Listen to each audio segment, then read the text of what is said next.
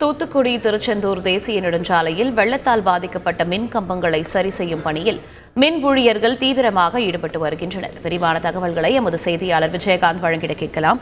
வணக்கம் விஜயகாந்த், இந்த சீரமைப்பு பணிகள் எப்பொழுது நிறைவடைய உள்ளன? கூடுதல் தகவல் என்ன விஜயகாந்த்? வணக்கம் மேடம். அதாவது தூத்துக்குடியில் கடந்த 17, 18 ஆகிய தேதிகளில் இடைவிடாது பெய்த கனமழை காரணமாக மாவட்டத்தின் பல்வேறு பகுதிகள் மிகவும் பாதிப்புக்குள்ளாகியது. குறிப்பாக தூத்துக்குடி மற்றும் அதன் சுற்றுவட்டார பகுதிகள் மிகவும் பாதிப்படைந்தது. இதனால் மின் இணைப்புகள் மிகவும் துண்டிக்கப்பட்டு அந்த ஒரு கடந்த 3 நாட்களில் இருந்து 5 நாட்கள் வரை பல்வேறு பகுதிகளில் இன்று வரை மின்சாரம் முழுமையாக கிடைக்கவில்லை. காரணம் அந்த 2 தினங்கள் பெய்த இடைவிடாது பெய்த அந்த கனமழை காரணமாக பல்வேறு பகுதிகளில் குடியிருப்பு பகுதியில் மற்றும் அதன் அந்த சாலைகள், அதாவது திருச்செந்தூரிலிருந்து அந்த தூத்துக்குடியிலிருந்து திருச்செந்தூர் செல்லக்கூடிய சாலை, தூத்துக்குடியிலிருந்து நெல்லையில் செல்லக்கூடிய சாலை போன்ற பகுதிகளில் எல்லாம் பாத்தீங்கன்னா மின் கம்பங்கள் முழுமையாக சாய்ந்து மின்சாரம் மிகவும் துண்டிப்படைந்தது. இதனால் மக்கள் இருளில் சூழக்கூடிய சூழ்நிலை தான் தற்போது வரைக்கும் நிலவுகிறது.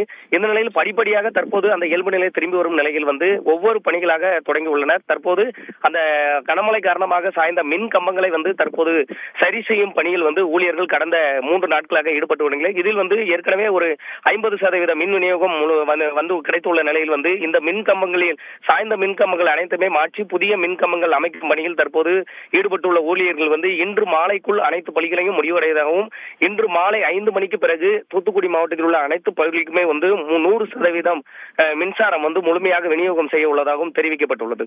கூடுதல் தகவலுக்கு நன்றி விஜயகாந்த். செய்திகளை உடனுக்குடன் தெரிந்து கொள்ள உடனே சப்ஸ்கிரைப் பண்ணுங்க.